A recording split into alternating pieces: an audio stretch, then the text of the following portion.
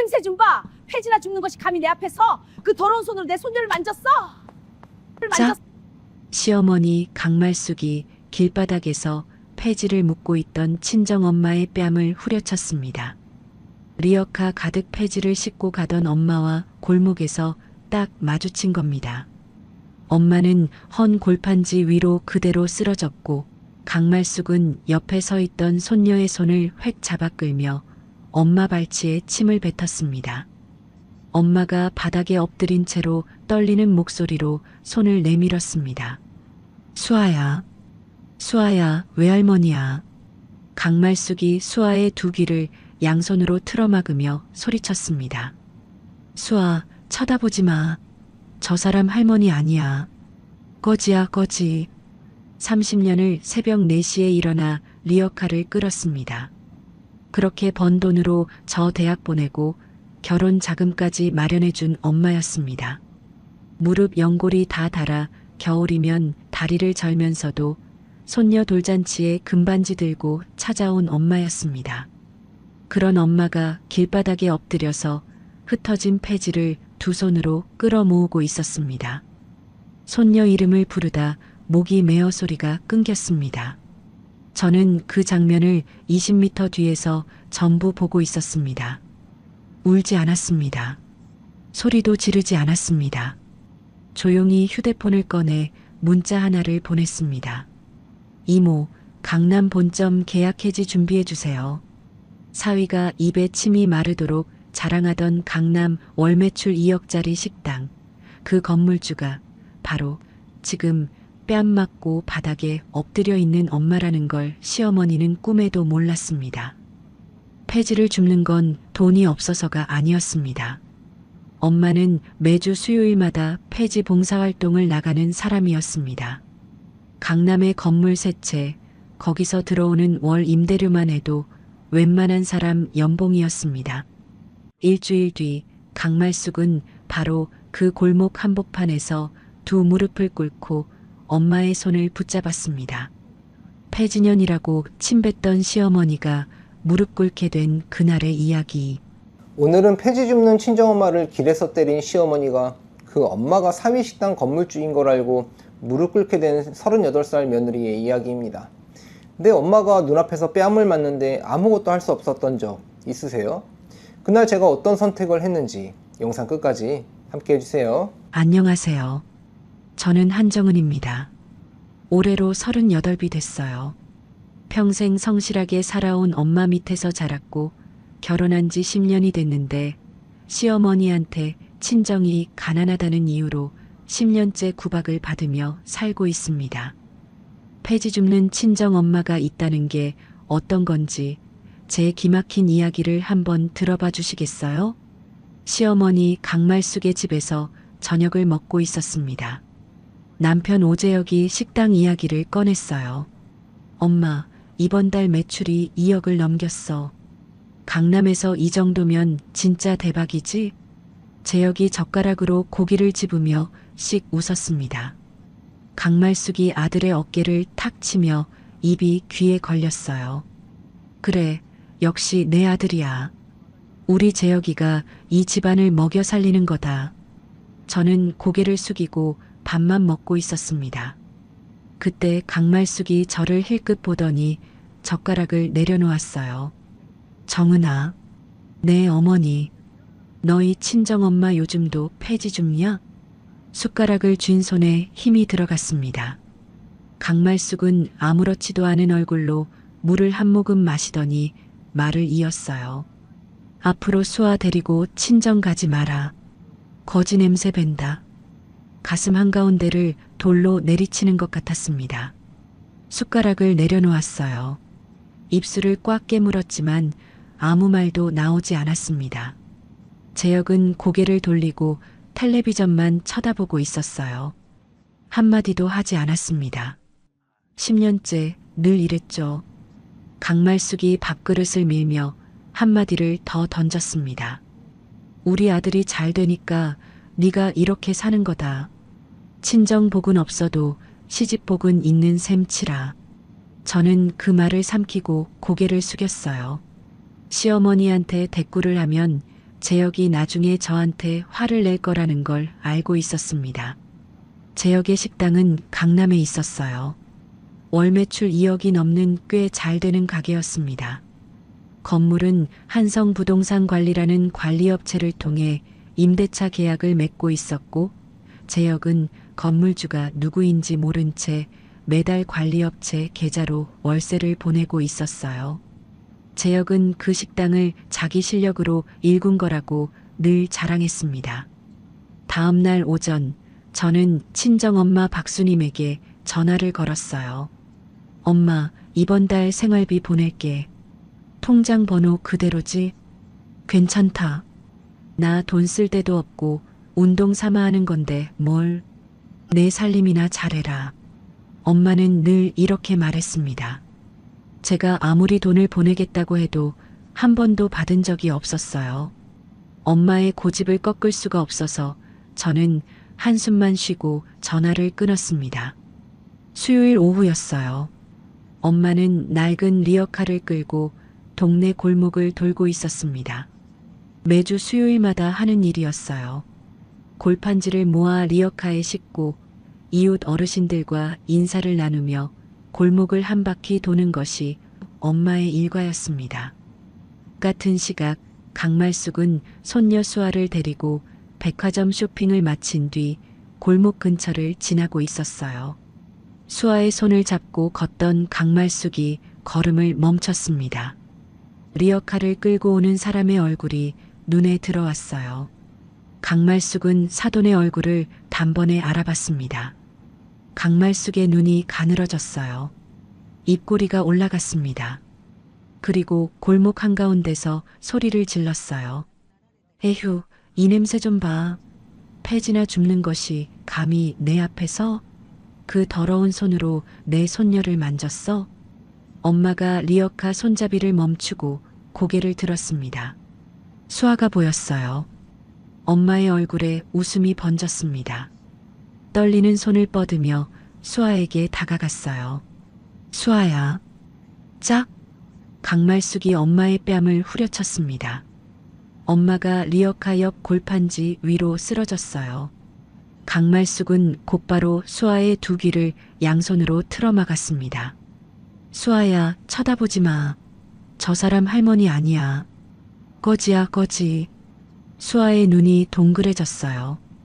강말숙은 수아의 손을 잡아 끌며 골목을 빠져나갔습니다. 엄마는 바닥에 주저앉은 채로 흩어진 폐지를 두 손으로 끌어모으고 있었어요. 수아야, 수아야. 엄마가 수아 이름을 부르다 목이 메어 소리가 끊겼습니다. 지나가던 이웃 어르신이 달려와 엄마를 부축했지만 엄마는 한참 동안 그 자리에서 일어나지 못했어요. 저는 그 사실을 모르고 있었습니다. 그날 오후 수아를 데리러 시어머니 집에 갔어요. 현관문을 열고 들어서는데 수아가 거실에서 뛰어왔습니다. 수아가 제 다리를 꼭 안으며 올려다봤어요. 엄마, 외할머니가 거지야? 온몸이 굳었습니다. 숨이 멈추는 것 같았어요. 수아의 맑은 눈이 저를 올려다보고 있었습니다. 저는 거실에 앉아있는 강말숙에게 다가갔어요. 어머니, 오늘 무슨 일이 있었어요? 강말숙은 텔레비전에서 눈을 떼지 않은 채 리모컨을 돌렸습니다. 길에서 폐지 줍는 사람이 수아한테 손을 대길래 한 대 쳤다. 나중에 보니까 내 엄마 같기도 하고 아닌 것 같기도 하고 손톱이 손바닥에 파고들었어요. 이를 악물었습니다. 치밀어 오르는 것을 목구멍 안쪽으로 꾹꾹 눌러 삼켰어요. 강말숙은 여전히 텔레비전만 보고 있었습니다. 저를 쳐다보지도 않았어요. 다음 날 아침 친정집 현관문을 열었습니다. 엄마는 부엌에서 물을 썰고 있었어요. 저를 보고 돌아서는 엄마의 얼굴을 보는 순간 다리에 힘이 풀렸습니다. 엄마의 왼쪽 볼에 시퍼런 멍이 져 있었어요. 손자국이 선명했습니다. 저는 엄마에게 달려가 두 손으로 엄마의 얼굴을 감쌌어요. 엄마의 볼이 부어 있었습니다. 눈물이 쏟아졌어요. 엄마, 이게 뭐야? 이게 대체 뭐야? 수님은 제 손을 잡아내리며 아무렇지 않은 척 웃었습니다. 괜찮다. 어제 리어카 끌다가 넘어졌어. 별거 아니야. 엄마, 나한테 거짓말하지 마. 저는 엄마의 두 손을 꽉 잡았어요. 엄마의 손바닥에 골판지에 긁힌 상처가 빨갛게 나 있었습니다. 수아가 나한테 그랬어. 외할머니가 거지냐고. 시어머니가 수아 앞에서 엄마를 때린 거 맞지? 수님의 눈이 흔들렸어요. 입술을 달싹이다가 고개를 떨구었습니다. 한참을 말하지 못했어요. 그 침묵이 대답이었습니다. 저는 엄마를 안고 한참을 울었어요. 엄마는 제 등을 토닥이면서도 끝내 한마디도 하지 않았습니다. 친정집을 나와서 바로 재혁에게 전화를 걸었어요. 여보, 시어머니가 우리 엄마를 길에서 때렸어. 수아가 보는 앞에서. 뭐? 엄마가 그럴 리가 없잖아. 네가 오해한 거 아니야? 오해가 아니야. 엄마 얼굴에 멍이 들었는데 그게 오해야? 알았어. 내가 엄마한테 물어볼게. 전화가 끊겼습니다. 재혁이 다시 전화를 할 거라고 생각했어요. 1시간을 기다렸습니다. 2시간을 기다렸어요. 전화는 오지 않았습니다. 저녁에 집으로 돌아온 재혁이 신발을 벗으며 말했어요. 엄마한테 확인했는데 모르는 사람인 줄 알고 그랬대. 네가 왜 일을 크게 만들어? 저는 재혁이 앞에 섰습니다. 모르는 사람이면 때려도 되는 거야? 그리고 엄마가 몰라봤을 리가 없어. 재혁은 냉장고에서 물병을 꺼내며 고개를 저었어요. 솔직히 말해서 폐지를 줍고 다니니까 이런 일이 생기는 거 아니야? 네가 엄마한테 그만 죽게 하면 될 일이잖아. 귀를 의심했습니다. 저는 재혁의 팔을 잡았어요. 지금 그게 말이 돼? 엄마가 맞았는데 엄마 잘못이라는 거야? 시어머니한테 사과를 받아야지. 재혁은 제 손을 뿌리치며 방으로 들어갔습니다. 지금 피곤해. 그 얘기는 나중에 하자. 방문이 닫혔어요. 나중이란 말은 하지 않겠다는 말이었습니다. 10년을 같이 살면서 그 정도는 알고 있었어요. 며칠 뒤 강말숙에게서 전화가 왔습니다. 벨소리를 보고 한참을 망설이다 받았어요. 정은아, 내 말 잘 들어. 이 일 동네방네 퍼뜨리기 전에 조용히 있어라. 폐지 줍는 사돈 있다고 소문나면 재혁이 식당에 손님이 끊긴다. 저는 아무 말도 하지 못했습니다. 강말숙은 말을 멈추지 않았어요. 그리고 앞으로 수아 친정에 데려가지 마. 거지 냄새 나는데 내 손녀를 보낼 수 없어. 전화가 끊어진 뒤에도 한동안 휴대폰을 내려놓지 못했습니다. 손이 떨려서 전화기를 잡고 있을 수가 없었어요. 엄마를 때린 것도 모자라 손녀까지 빼앗겠다는 말이었습니다. 엄마한테 이 말을 전할 수가 없었어요. 차마 입이 떨어지지 않았습니다.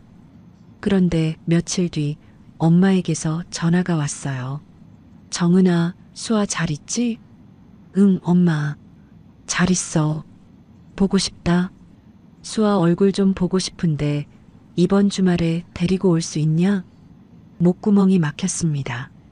대답을 해야 하는데 소리가 나오지 않았어요. 정은아? 왜 대답이 없어?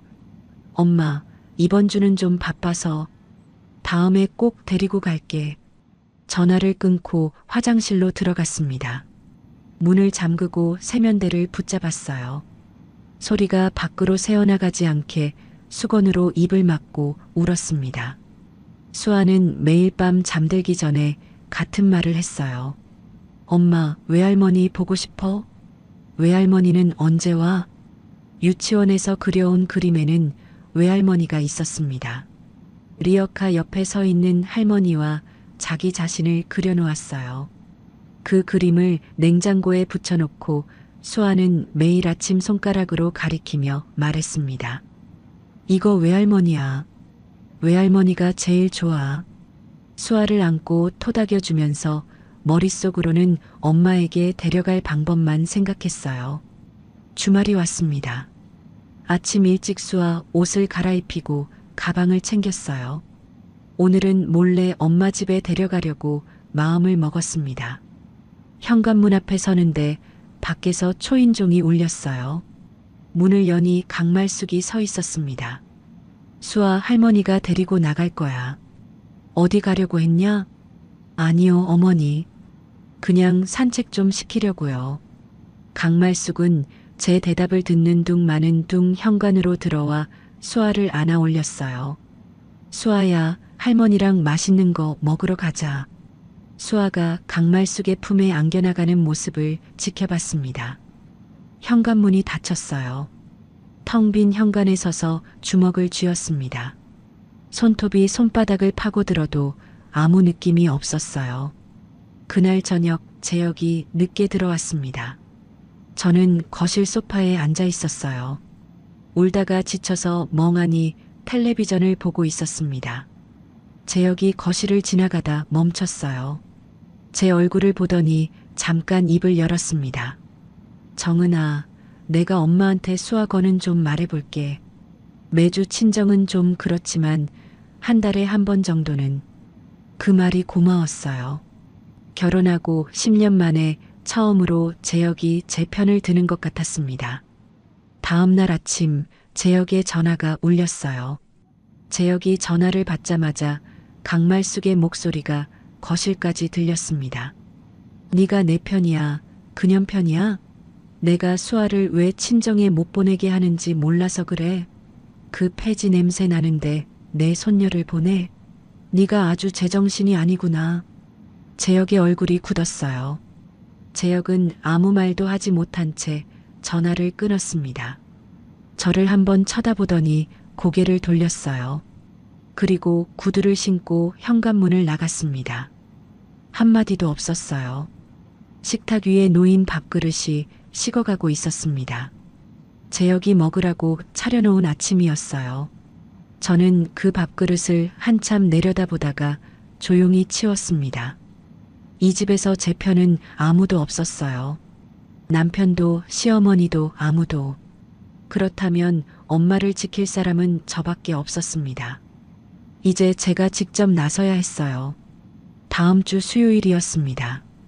엄마는 여느 때처럼 리어카를 끌고 봉사활동을 나갔어요.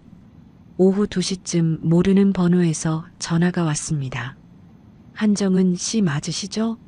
어머니 박수님 씨가 쓰러지셔서 지금 병원으로 이송 중입니다. 심장이 멎는 줄 알았어요. 가방을 집어들고 현관을 뛰쳐나갔습니다. 병원 응급실에 도착하니 엄마가 침대에 누워 있었어요. 얼굴이 하얗게 질려 있었고 허리에 보조기가 감겨 있었습니다. 폐지 묶음을 리어카에 싣다가 허리를 심하게 다쳐 그 자리에서 주저앉았다고 했어요. 같이 봉사활동을 하던 이웃 어르신이 구급차를 불러준 것이었습니다. 엄마, 나야. 괜찮아? 수님은 눈을 떴다가 저를 보고 억지로 웃었어요. 별거 아니다. 삐끗한 거야. 내일이면 일어난다. 엄마는 아픈 것도 숨기는 사람이었습니다. 허리가 아파서 눈가에 땀이 맺혀 있으면서도 괜찮다는 말만 되풀이했어요. 의사가 저를 복도로 불러 말했습니다. 허리 상태가 좋지 않아 당분간 입원이 필요하다고 했어요. 무거운 것을 들면 안 되고 최소 2주는 안정을 취해야 한다고 했습니다. 입원 수속을 하려면 엄마 보험 서류와 신분증이 필요했어요. 저는 엄마에게 서류가 어디 있는지 물었습니다. 안방 서랍장 2번째 칸에 파란 파일 있다. 거기에 다 들어있어. 친정집으로 갔습니다. 안방 서랍장을 열고 파란 파일을 꺼냈어요. 보험 서류와 신분증이 있었습니다. 파일을 들어 올리는데 그 밑에 누런 봉투 하나가 깔려 있었어요. 낡은 봉투였습니다. 모서리가 달아 있었고 오래전부터 이 자리에 있었던 것 같았어요. 보험 서류만 챙기면 되는데 손이 멈추지 않았습니다. 봉투 입구가 살짝 열려 있었고 안에 서류 뭉치가 보였어요. 봉투를 꺼내 열었습니다. 서류 여러 장이 들어 있었어요. 맨 위에 있는 종이를 펼치는 순간 손이 떨리기 시작했습니다. 등기부였어요. 강남구 소재 건물의 등기부. 소유자 란에 적힌 이름. 박수님. 한 장을 더 넘겼습니다. 또 다른 건물의 등기부였어요. 소유자 박수님. 한 장을 더 넘기자 세 번째 건물의 등기부가 나왔습니다. 소유자 박수님. 강남에 있는 건물 세 채의 등기부 서류가 전부 엄마 이름으로 되어 있었어요. 서류를 쥔 손가락 사이로 종이가 바르르 떨렸습니다. 다리에 힘이 빠져서 그 자리에 주저앉았어요. 서류가 손에서 미끄러져 바닥에 흩어졌습니다. 바닥에 떨어진 서류들을 주워 담으며 한 장씩 다시 들여다봤어요. 등기부 아래에 임대차 계약서 여러 장이 있었습니다. 계약서마다 임대인 란에 한성부동산관리 위탁라고 적혀 있었어요. 한성부동산관리. 어디서 들어본 이름이었습니다. 머릿속이 빠르게 돌아갔어요. 재혁이 매달 월세를 보내는 곳이었습니다. 재혁의 강남식당, 그 건물의 관리업체가 한성부동산관리였어요. 계약서에 적힌 건물 주소를 손가락으로 짚었습니다. 강남구 같은 번지. 재혁의 식당 주소와 한 글자도 다르지 않았어요. 숨이 멎었습니다. 재혁이 장사하는 그 건물의 주인이 엄마였어요. 매달 월세를 내고 있는 그 건물의 건물주가 폐지를 줍는다고 뺨을 맞은 그 사람이었습니다. 서류 밑에서 접힌 편지 한 장이 나왔어요. 오래된 편지지에 손글씨가 빼곡했습니다. 아버지의 글씨였어요. 순임아, 우리가 노점에서 리어카 끌고 시작한 거 잊지 말자. 돈이 아무리 많아도 그때 마음 그대로 살자. 편지지를 쥔 손에서 힘이 빠졌습니다. 아버지가 돌아가신 건 20년 전이었어요. 20년 넘게 이 편지가 이 서랍장 안에 있었습니다. 엄마가 20년 넘게 리어카를 끈 이유가 이 편지 한 장에 들어 있었어요. 서류를 전부 봉투에 넣고 병원으로 돌아갔습니다. 병실 문을 열었어요. 수님은 침대에 기대어 창밖을 보고 있었습니다. 저는 엄마 옆 의자에 앉아 봉투를 꺼내 침대 위에 올려놓았어요. 수님이 봉투를 보는 순간 얼굴이 굳었습니다. 엄마, 이게 다 뭐야? 수님은 아무 말도 하지 않았어요. 왜 나한테 숨긴 거야? 그동안 결혼 자금도 평생 아끼고 모은 돈이라면서 그 돈이 다 여기서 나온 거였어? 수님은 눈을 감았습니다. 한참을 침묵했어요. 저는 기다렸습니다. 수님이 천천히 입을 열었어요. 20년 전에 내 아빠가 세상을 떠나고 나서 돈이 있다는 소문이 한 번 났었다.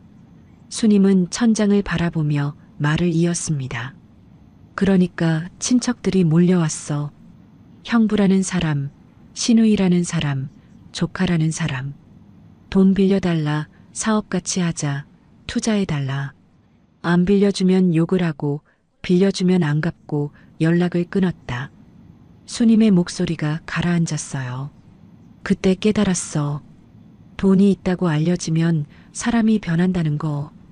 그 뒤로 아무한테도 안 알렸다. 건물 관리는 전부 업체한테 맡기고 내 이름이 밖으로 나가지 않게 했어. 그래서 나한테까지 숨긴 거야? 시집에서 내 재산을 노리고 널 더 못 놓아줄까봐 무서웠다. 돈 때문에 널 이용할까봐. 차라리 가난한 친정이면 시집에서 네가 쓸모가 없으니까 함부로 못할 줄 알았어. 수님의 눈에서 눈물이 흘렀어요. 근데 그것도 아니었구나. 가난하니까 더 무시하더라. 저도 울었습니다. 엄마도 울었어요.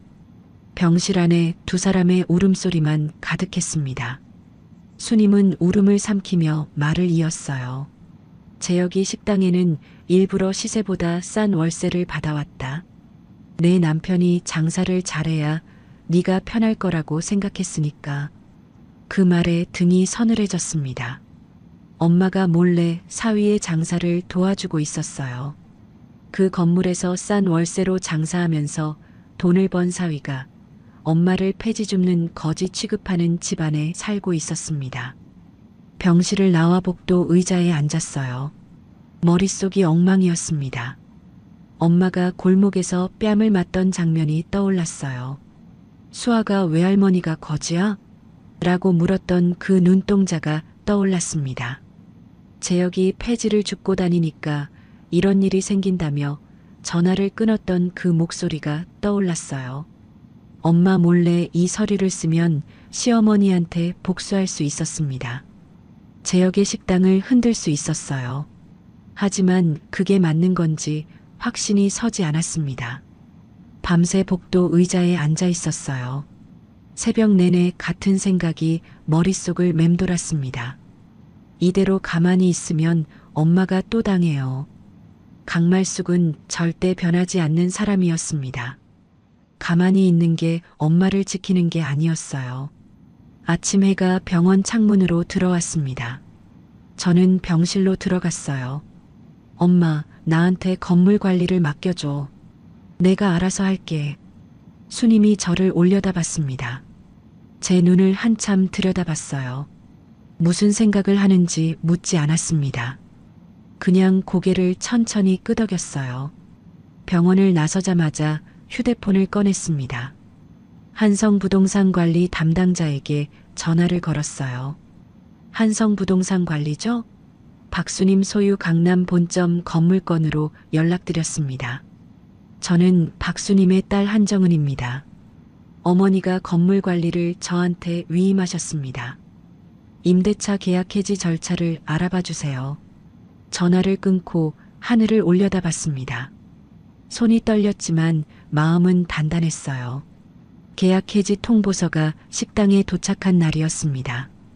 저녁 6시쯤 재혁에게서 전화가 왔어요. 목소리가 다급했습니다. 정은아, 큰일 났어. 건물주가 갑자기 나가라고 통보를 보냈어. 한성부동산 관리에 전화해 봤는데 건물주 정보는 못 알려준대. 이 자리에서 쫓겨나면 나 끝이야. 저는 전화기를 귀에 대고 가만히 있었습니다. 아무 말도 하지 않았어요. 정은아? 여보, 왜 아무 말이 없어? 전화를 끊었습니다. 재혁에게서 다시 전화가 왔어요. 받지 않았습니다. 문자가 왔어요. 읽지 않았습니다. 다음 날 아침 현관문이 벌컥 열렸어요. 강말숙이 헐레벌떡 뛰어들어왔습니다. 얼굴이 벌겋게 달아올라 있었어요. 정은아, 네가 뭔 짓을 한 거냐? 재혁이 식당에서 쫓겨나게 생겼는데 너는 전화도 안 받아? 저는 식탁 의자에 앉아 있었습니다. 일어나지 않았어요. 어머니, 앉으세요. 앉긴 뭘 앉아. 지금 재혁이가 발등에 불이 떨어졌는데 너는 여기서 태평하게 앉아 있냐? 저는 강말숙의 눈을 똑바로 올려다봤습니다. 10년 만에 처음이었어요. 시어머니의 눈을 피하지 않고 정면으로 바라본 것이. 어머니, 골목에서 뺨을 때린 그 사람이 누구인지 아세요? 강말숙의 표정이 멈췄어요. 뭐, 지금 그 이야기를 왜 꺼내? 그때 현관문이 열리며 재혁이 들어왔습니다. 셔츠가 구겨져 있었고 눈 밑에 다크서클이 내려앉아 있었어요.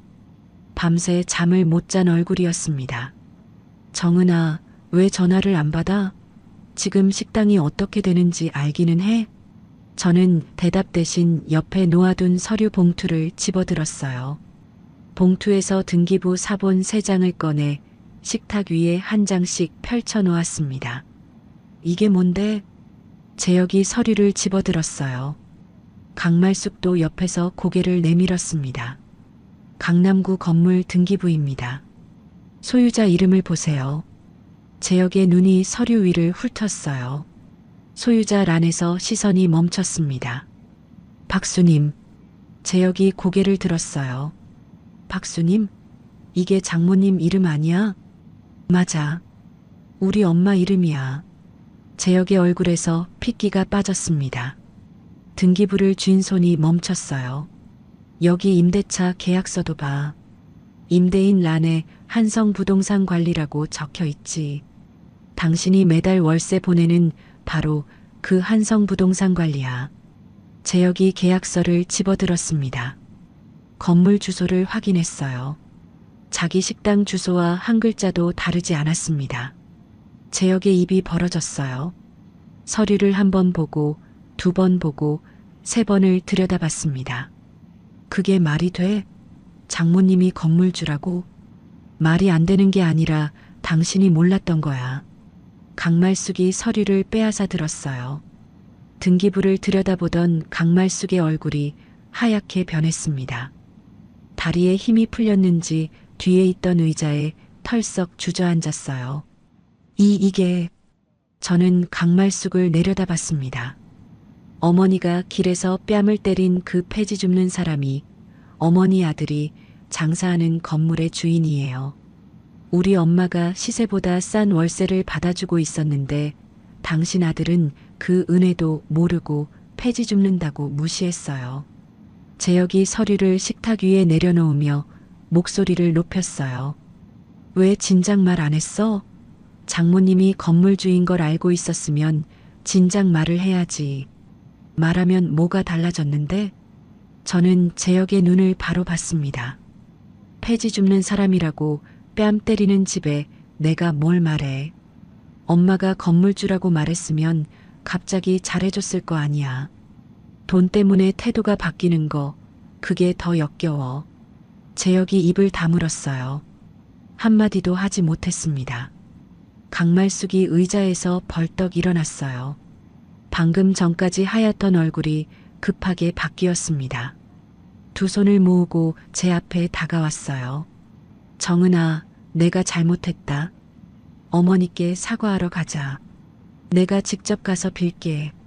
목소리가 부드러워졌습니다. 눈빛이 바뀌었어요. 1분 전까지 소리를 지르던 사람이 갑자기 고개를 숙이고 있었습니다. 저는 강말숙의 얼굴을 들여다봤어요. 진심이 아니었습니다. 건물을 지키려는 계산이 저 눈 속에 보였어요. 뺨을 때렸을 때는 없던 미안함이 등기부를 보고 나서야 생긴 것이었습니다. 아무 대답도 하지 않았어요. 며칠 뒤 강말숙은 과일 바구니와 홍삼 세트를 들고 병원으로 갔습니다. 저도 함께 갔어요. 강말숙이 무슨 말을 할지 직접 들어야 했습니다. 병실 문을 열고 들어가자 수님은 침대에 기대어 앉아 있었어요. 허리 보조기를 차고 있었고 얼굴에 핏기가 없었습니다. 강말숙은 병상 앞에 무릎을 꿇었어요. 과일 바구니와 홍삼 세트를 침대 옆 테이블에 올려놓고 고개를 숙였습니다. 사돈, 제가 눈이 멀었습니다. 제가 큰 잘못을 했어요. 수님은 아무 말이 없었어요. 강말숙이 가져온 과일 바구니를 바라보고 있었습니다.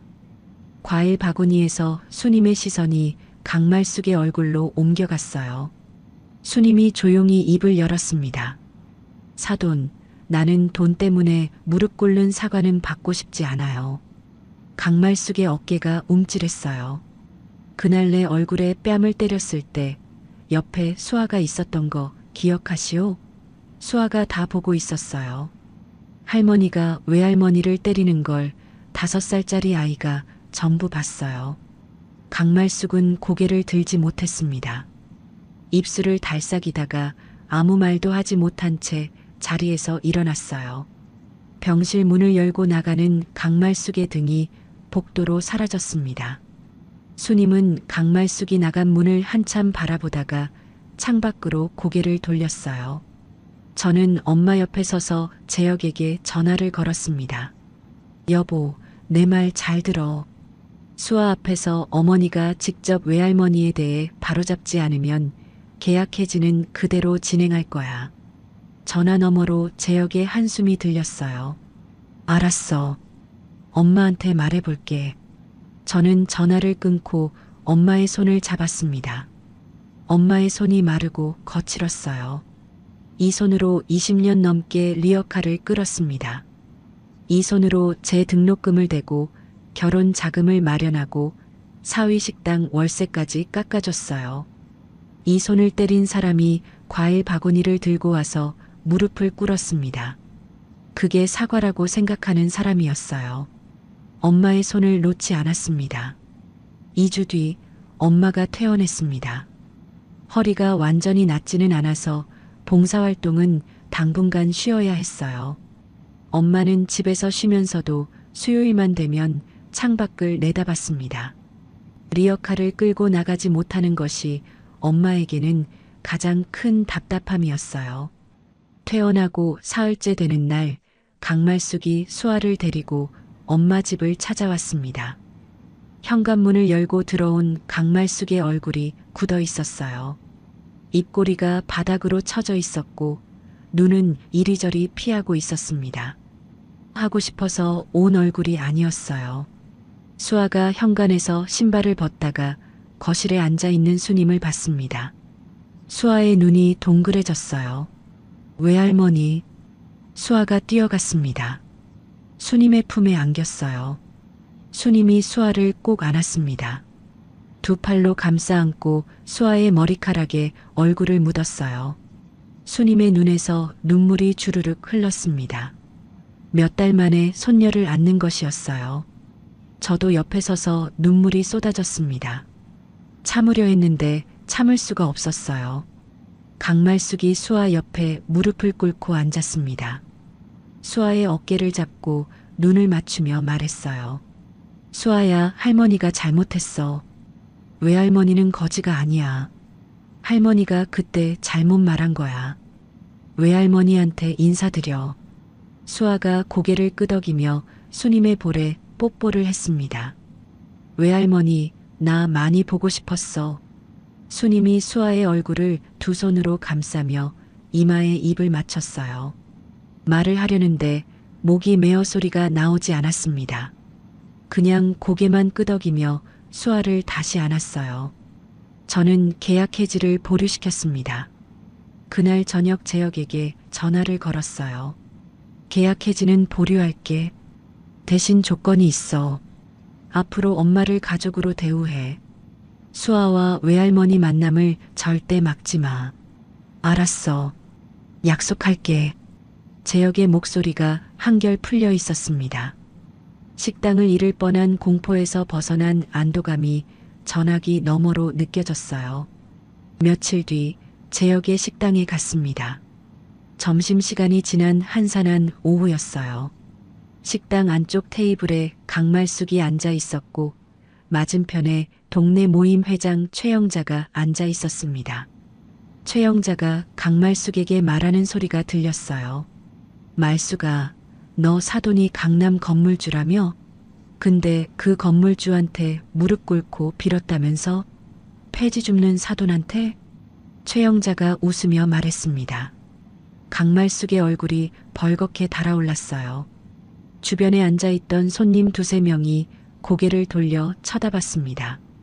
강말숙이 손을 저으며 말을 돌렸어요. 아이, 그게 아니라 오해가 있어서 내가 먼저 찾아갔을 뿐이야.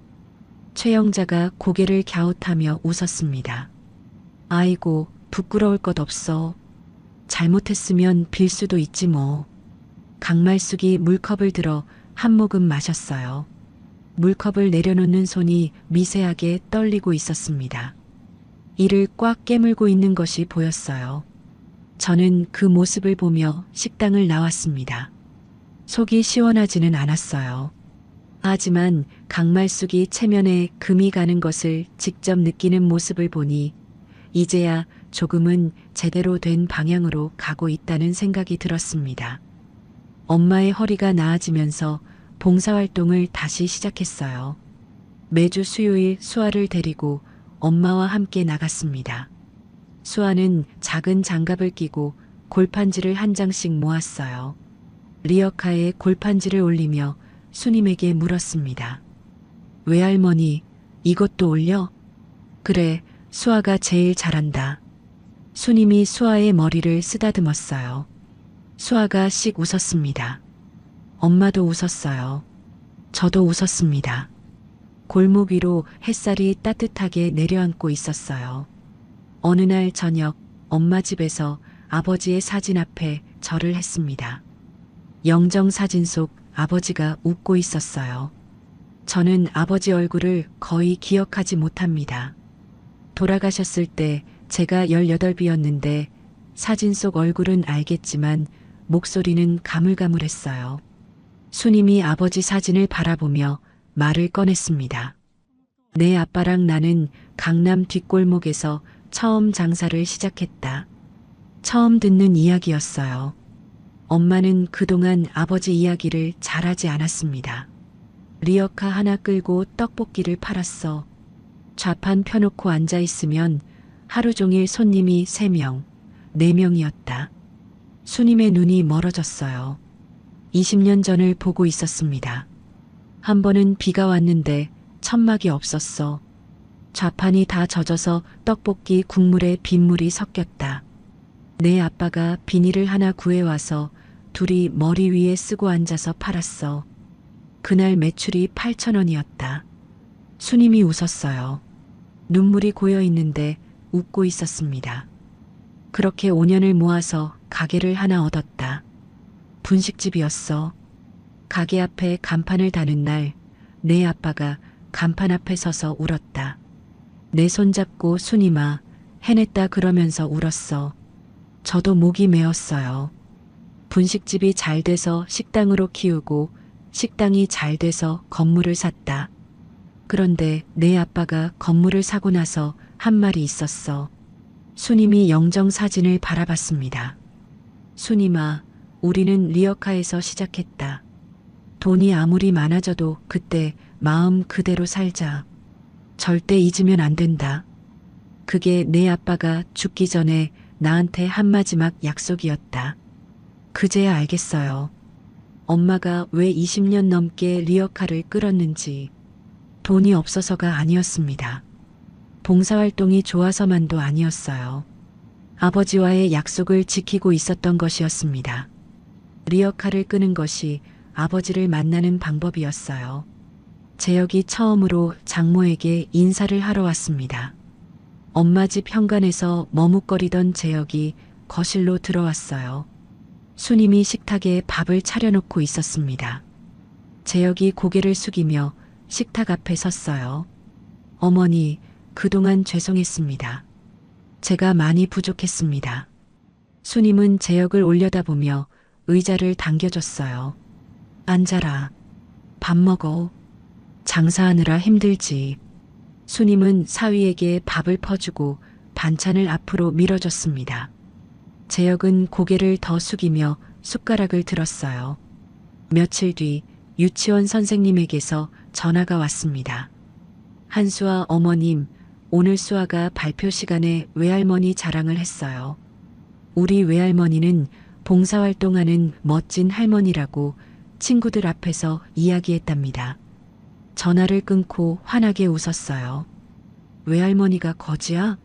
라고 물었던 수아가 이제 외할머니를 자랑하고 있었습니다. 주말에 엄마 집에서 온 가족이 함께 저녁을 먹었어요. 수님은 수아 옆에 앉아 반찬을 집어주었습니다. 재혁은 수님에게 물을 따라드리며 조심스럽게 웃었어요. 수아는 외할머니와 나란히 앉아 밥을 먹으며 신이 나 있었습니다. 오랜만에 가족이 한 식탁에 모여 밥을 먹었어요. 소란스럽지 않고 조용한 저녁이었습니다. 수님이 수아에게 계란말이를 잘라주는 모습을 보며 저는 생각했어요. 이게 평범한 가족의 저녁인데 우리한테는 이것조차 기적 같은 일이구나. 그날 밤 집으로 돌아와서 엄마에게 전화를 걸었습니다. 엄마, 이제 다 괜찮아졌지? 그래, 다 괜찮다. 엄마의 목소리에 웃음이 묻어 있었어요. 전화를 끊고 이불을 덮었습니다. 오랜만에 마음이 편한 밤이었어요. 그런데 저는 모르고 있었습니다. 그 평화가 한 달도 가지 않으리라는 것을. 한 달이 지났습니다. 강말숙은 변했어요. 아니, 변한 척을 했습니다. 최영자에게 폐지 줍는 사돈한테 무릎 꿇었다며라는 말을 들은 뒤로 강말숙은 동네 모임에 나갈 때마다 이야기를 바꿔 말하기 시작했어요. 우리 사돈이 강남에 건물 세 채를 가진 분이야. 원래 대단한 집안이었어. 내가 처음부터 알아봤지. 처음에는 체면을 세우려는 것이었습니다. 그런데 사람들이 부러워하자 말이 점점 커졌어요. 우리 사돈이 건물을 가지고 있으니까 재혁이 식당도 잘 되는 거야. 우리 집안이 원래 복이 많아. 모임 사람들이 그런 사돈 두고 왜 진작 잘 안 했냐며 추켜 세울수록 강말숙의 어깨가 올라갔습니다. 강말숙은 남의 재산을 제 것인 양 자랑하고 다녔어요. 그러던 어느 날 저녁 재혁에게서 전화가 왔습니다. 목소리가 평소와 달랐어요. 뭔가 꺼내기 어려운 말을 하려는 것이 느껴졌습니다. 정은아, 할 말이 있는데. 뭔데? 장모님 건물 하나를 수아 이름으로 해주면 안 될까? 귀를 의심했어요. 지금 뭐라고 했어? 아니, 수아 앞날을 생각해서 하는 말이야. 가족이니까 건물 하나 정도는 당연한 거 아니야? 당연하다고? 수아 이름을 대지 마. 그게 지금 할 소리야? 재혁은 한숨을 쉬며 말했습니다. 엄마가 그러는데 우리가 월세를 안 내면 그 돈이 얼만데. 생각을 좀 해봐. 결국 강말숙이었어요. 재혁의 입에서 나온 말이었지만 강말숙이 불어넣은 말이었습니다. 더 이상 이 이야기 꺼내지 마. 이건 엄마 재산이야. 나도 함부로 할 수 없어. 전화를 끊었어요. 손이 떨리는 건지 화가 나는 건지 알 수가 없었습니다. 며칠 뒤 강말숙이 직접 엄마를 찾아갔어요. 저한테는 알리지 않았습니다. 나중에 엄마에게서 전해 들은 이야기였어요. 강말숙은 엄마 집 거실에 앉아 웃는 얼굴로 말을 꺼냈습니다. 사돈, 우리가 한 가족인데 수아를 위해서 건물 하나만 재혁이 앞으로 해주면 안 되겠어요? 수님은 찻잔을 내려놓으며 고개를 저었어요. 사돈, 그건 안 돼요. 그 건물들은 내 남편이 평생 피땀 흘려서 만든 거예요. 내 마음대로 남한테 줄 수 있는 게 아니에요. 강말숙의 웃음이 사라졌습니다. 입꼬리가 내려갔어요. 눈이 가늘어졌습니다. 돈이 그렇게 아까우세요? 어차피 폐지 줍던 사람이 운 좋게 돈 생긴 건데 수아 핑계로라도 감사하셔야지. 수님의 얼굴에서 핏기가 빠졌어요. 입술을 꽉 깨물었습니다. 한마디도 하지 못했어요. 강말숙은 자리에서 벌떡 일어나며 말을 쏟아냈습니다. 내가 무릎까지 꿇었는데 고작 건물 하나가 아까워서 이러시는 거예요? 분수를 아셔야죠. 돈 좀 있다고 콧대가 하늘을 찌르시네. 강말숙은 현관문을 쾅 닫고 나갔어요. 엄마는 전화로 그 이야기를 하면서 목소리가 잠겨 있었습니다. 화가 나서가 아니라 사람에 대한 실망이 목소리에 묻어 있었어요. 수아 앞에서 무릎을 꿇고 사과했던 그 사람이 한 달 만에 건물을 내놓으라고 소리를 질렀습니다. 저는 전화를 끊고 한참을 앉아 있었어요. 강말숙은 변하지 않았습니다. 처음부터 변한 적이 없었어요. 무릎을 꿇은 것도 사과한 것도 전부 건물을 지키려는 계산이었습니다. 그런데 더 큰 일이 터졌어요. 한성부동산 관리 담당자에게서 전화가 왔습니다. 한정은 님, 알려드릴 게 있습니다. 오늘 오전에 오재혁 씨라는 분이 사무실로 찾아오셨습니다. 심장이 쿵 내려앉았어요. 건물 관리 위탁 계약서를 보여달라고 하셨고 건물 명의를 자기 앞으로 바꿀 수 있는 방법이 없는지 물어보셨습니다. 건물주 위임자이신 한정은 님께 알려드려야 할 것 같아서 연락드립니다. 전화기를 쥔 손에서 힘이 빠졌습니다. 재혁이 제 몰래 건물 명의를 자기 앞으로 바꾸려고 했어요. 제가 거절하니까 뒤에서 직접 움직인 것이었습니다. 등골이 서늘해졌어요. 이건 단순한 욕심이 아니었습니다. 엄마의 재산을 빼돌리려는 짓이었어요. 이 결혼은 더 이상 유지할 수 없었습니다. 망설임이 사라졌어요. 이혼을 해야 했습니다. 이혼을 마음먹고 나니 눈에 보이는 것이 있었어요. 집에 돌아와 결혼 생활 동안 함께 쓰던 가게 통장을 꺼냈습니다. 생활비가 들어오고 나가는 통장이었어요. 내역을 한 장씩 넘기기 시작했습니다. 매달 같은 날짜에 같은 금액이 빠져나가고 있었어요. 수신이는 강말숙이었습니다. 한 달, 두 달, 석 달. 뒤로 넘길수록 같은 내역이 반복되고 있었어요. 재혁이 수년째 가정생활비에서 일정 금액을 빼서 강말숙에게 보내고 있었습니다. 통장을 들고 있는 손이 차가워졌어요. 식당 매출은 올라가는데 생활비가 늘 빠듯했던 이유가 여기 있었습니다. 제가 장을 볼 때마다 10,000원, 20,000원을 아끼며 살았던 그 시간 동안 그 돈이 강말숙에게 흘러가고 있었어요. 통장 내역을 전부 사진으로 찍어 저장했습니다. 이체 기록을 한 장도 빠짐없이 확보했어요. 재혁이 퇴근하고 들어왔습니다. 저는 거실 식탁에 앉아 있었어요.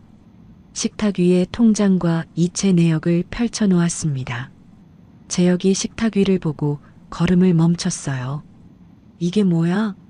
이혼할 거야. 재혁의 얼굴이 굳었습니다. 뭐? 갑자기 무슨 소리야? 엄마가 좀 심했지만 그걸로 이혼까지 하겠다는 거야? 저는 통장을 가리켰어요. 당신이 매달 생활비에서 빼돌려서 시어머니한테 보낸 돈, 여기 다 나와 있어. 그리고 당신이 한성부동산관리에 가서 건물명의 이전을 알아본 것도 다 알고 있어. 재혁의 눈이 흔들렸습니다. 입을 열었다 닫았어요. 당신이 빼돌린 돈, 당신 엄마가 우리 엄마한테 한 짓 전부 정리할 거야. 재혁이 한 발 다가왔습니다. 정은아, 잠깐만. 이거 오해야. 엄마가 생활비가 부족하다고 해서 조금씩 보낸 거야. 명의 이전도 그냥 알아본 거지 실제로 하려던 건 아니라고. 조금씩? 수년째 빠져나간 게 조금이야? 재혁은 대답하지 못했어요. 저는 자리에서 일어났습니다. 내일 이혼 서류 준비할게. 당신도 각오해. 재혁이 뒤에서 불렀지만 돌아보지 않았어요. 방문을 닫고 수아가 자고 있는 침대 옆에 앉았습니다. 수아의 잠든 얼굴을 내려다봤어요.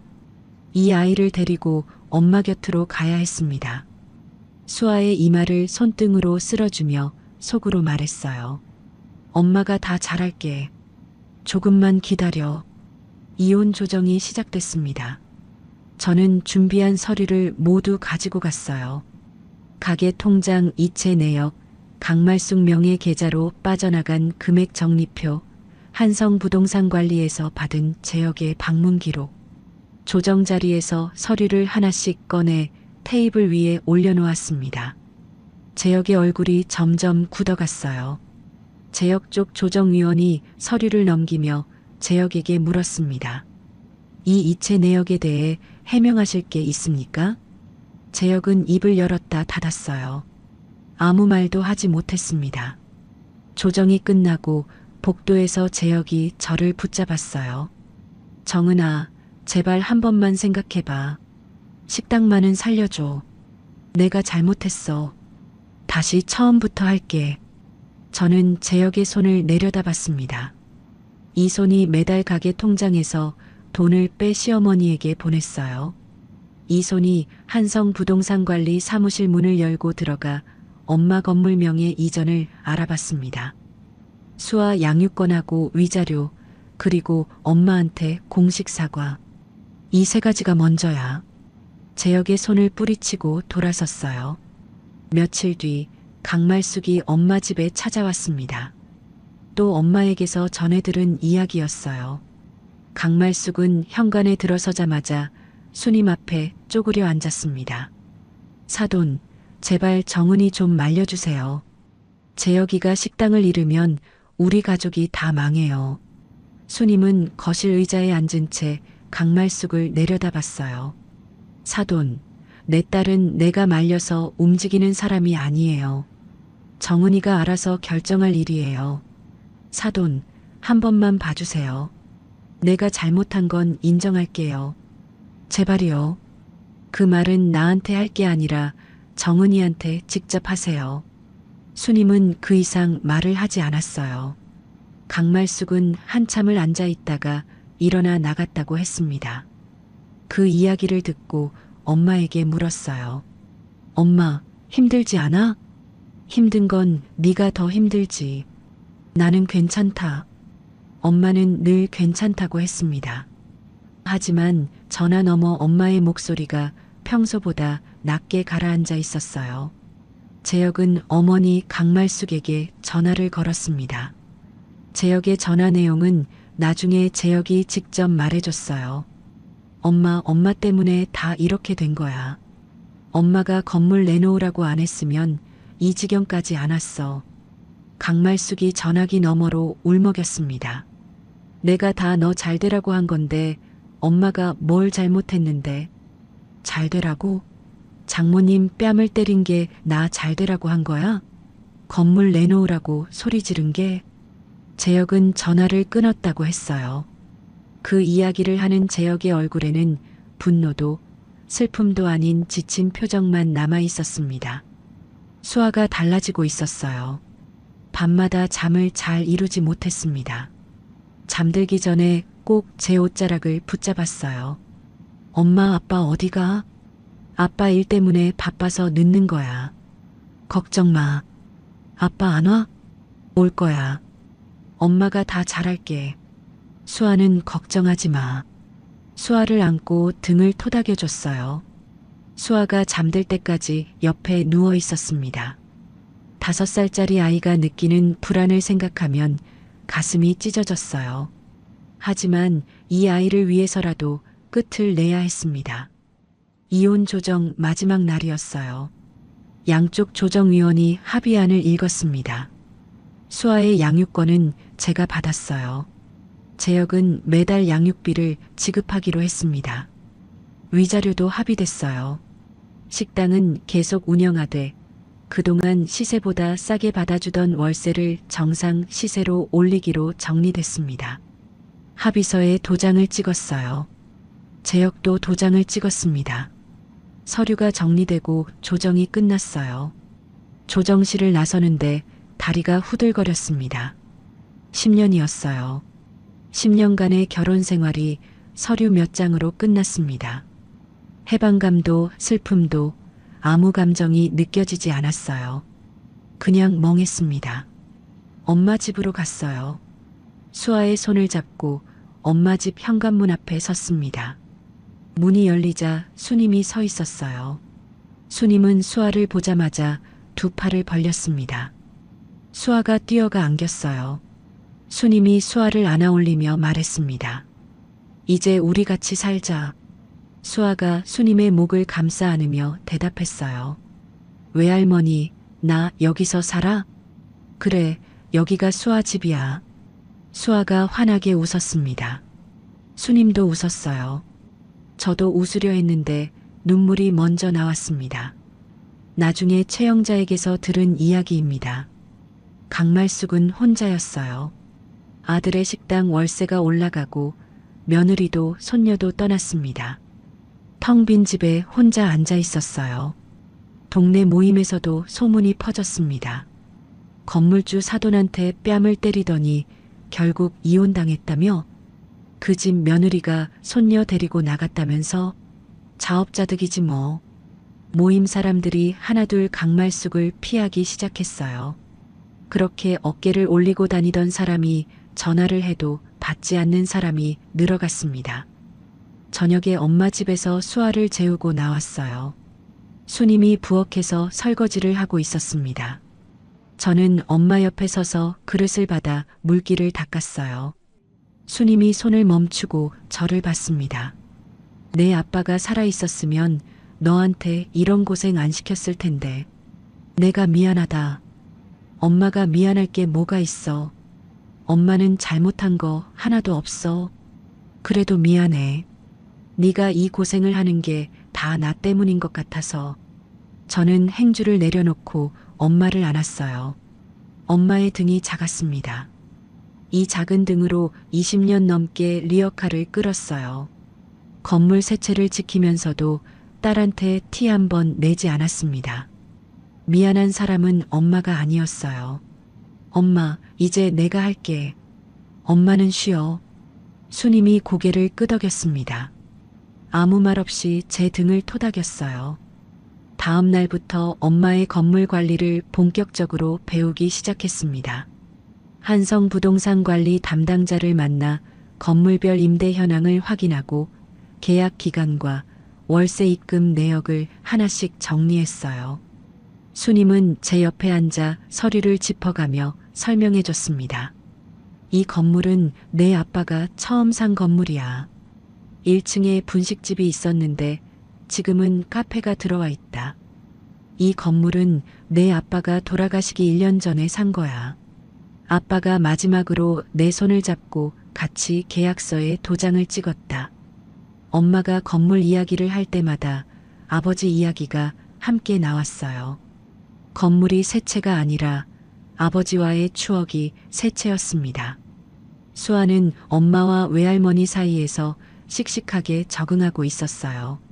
매일 저녁 외할머니 옆에 딱 붙어 앉아 밥을 먹고 잠들기 전에는 제 품에 안겨 엄마, 오늘도 좋은 날이었어라고 말하는 것이 버릇이 됐습니다.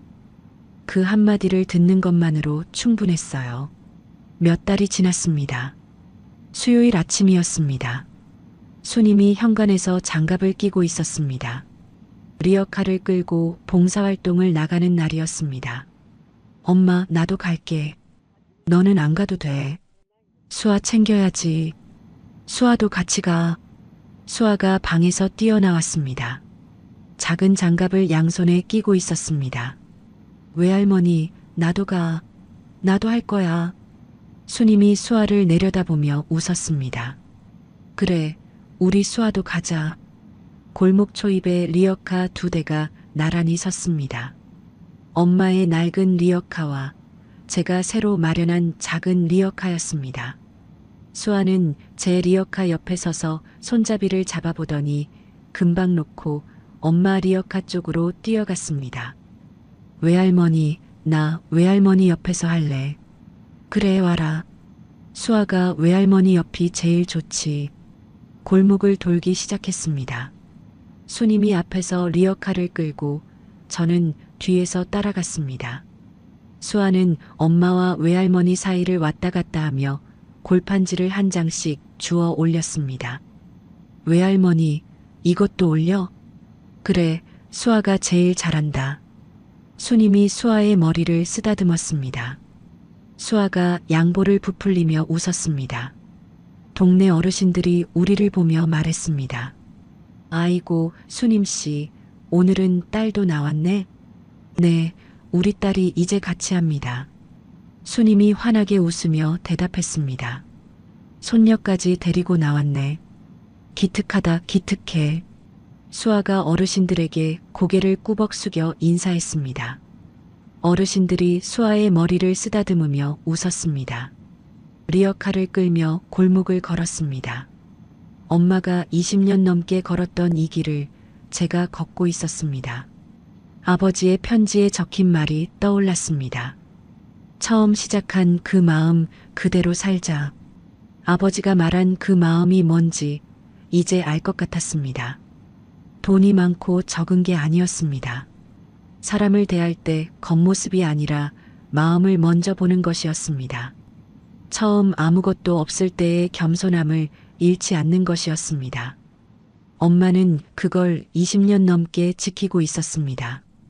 봉사활동을 마치고 돌아오는 길이었습니다. 수님이 리어카 손잡이를 멈추고 저를 봤습니다. 내 아빠가 보면 좋아했을 거다. 저는 아무 말도 하지 않았습니다. 엄마의 리어카 손잡이를 함께 잡았습니다. 엄마와 나란히 리어카를 끌며 골목을 걸었습니다. 한편 나중에 최영자에게서 들은 이야기입니다. 재혁은 월세가 오른 식당을 축소 운영하며 힘겹게 장사를 이어가고 있었습니다. 넓었던 매장을 반으로 줄이고 직원도 내보냈다고 했습니다. 어느 날 재혁이 수아 양육비를 전하러 엄마 집 앞에 왔습니다. 마침 봉사활동을 마치고 돌아오는 길이었습니다. 골목 끝에서 재혁이 서 있는 게 보였습니다. 재혁은 저와 엄마와 수아를 멀리서 바라보고 있었습니다. 수아가 재혁을 발견했습니다. 아빠. 수아가 뛰어갔습니다. 재혁이 수아를 안아 올렸습니다. 수아의 머리에 얼굴을 묻더니 한참을 그렇게 서 있었습니다. 재혁이 수아를 내려놓고 제게 봉투를 건넸습니다. 양육비였습니다.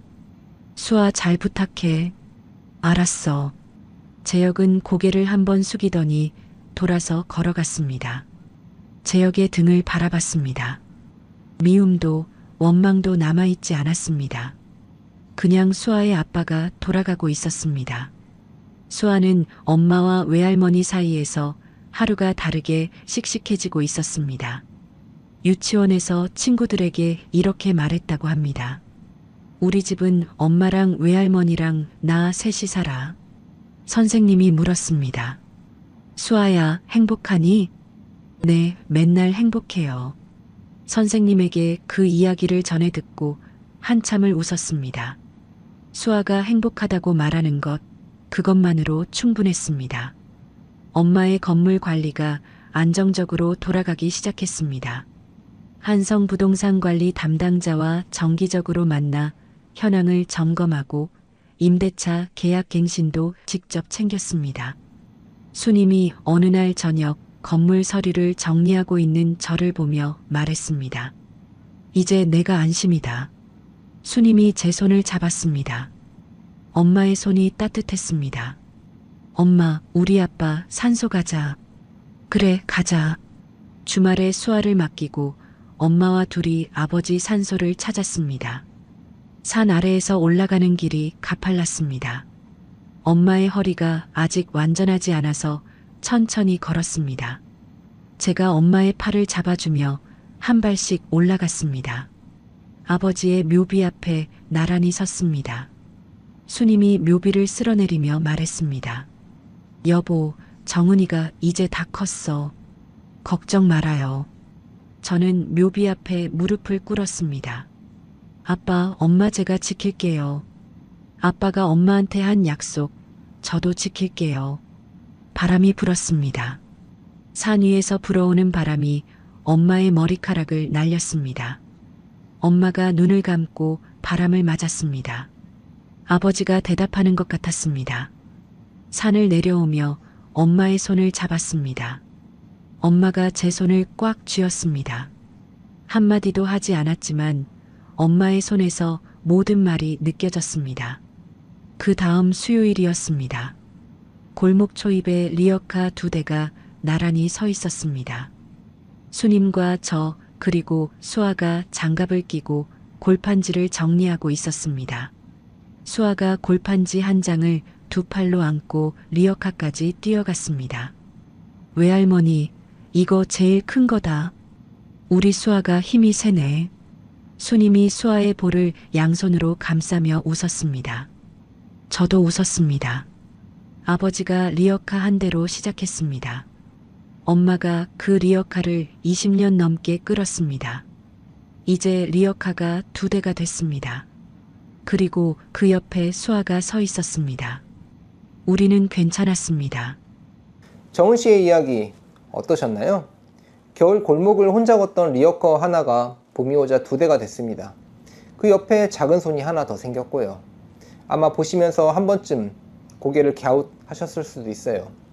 폐지 줍는 분이 강남 건물 세 채 주인이라니 숨겨둔 재산이 진짜 있을 수 있냐고 생각하셨을 수도 있죠.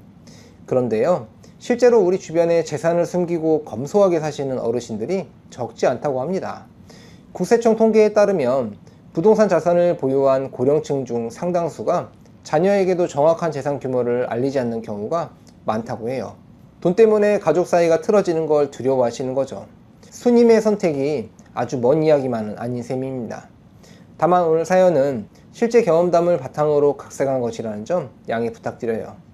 전달 과정에서 일부 과장이나 극적 요소가 더해졌을 수 있습니다. 하지만 이 이야기가 주는 교훈은 분명해요. 첫째, 부모님의 재산은 부모님의 것입니다. 자녀라는 이유로, 사돈이라는 이유로 당연히 받을 수 있다고 생각하는 순간 가족은 무너집니다. 둘째, 사람의 가치는 겉모습으로 판단할 수 없습니다. 폐지를 줍는다고 무시하고 돈이 있다고 무릎을 꿇는 사람은 처음부터 사람을 사람으로 본 적이 없는 겁니다. 셋째, 내 편이 아무도 없다고 느껴질 때가 진짜 나서야 할 때입니다. 정은이는 남편도 시어머니도 편이 아니라는 걸 깨달은 뒤에야 비로소 엄마를 지킬 수 있었습니다. 넷째, 부모님이 지켜온 것들의 진짜 가치는 돈이 아니라 마음입니다. 리어커 하나에서 시작해 건물주가 되고도 그 리어카를 놓지 않았던 스님의 삶이 그 증거입니다.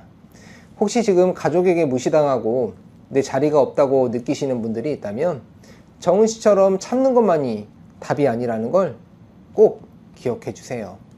내가 먼저 나를 지켜야 소중한 사람도 지킬 수 있습니다. 골목에 봄바람이 불면 리어커를 끄는 손도 따뜻해지는 법입니다. 여러분의 골목에도 따뜻한 바람이 불기를 진심으로 바랍니다. 구독과 좋아요, 알림 설정을 눌러주시면 여러분께도 정은 씨처럼 진정한 행복이 찾아올 거예요. 댓글로 시청하고 계신 지역과 의견을 남겨주세요. 순잔의 사연 다음에도 재미있는 사연으로 또 찾아뵙겠습니다. 항상 건강하시고 행복하세요. 감사합니다.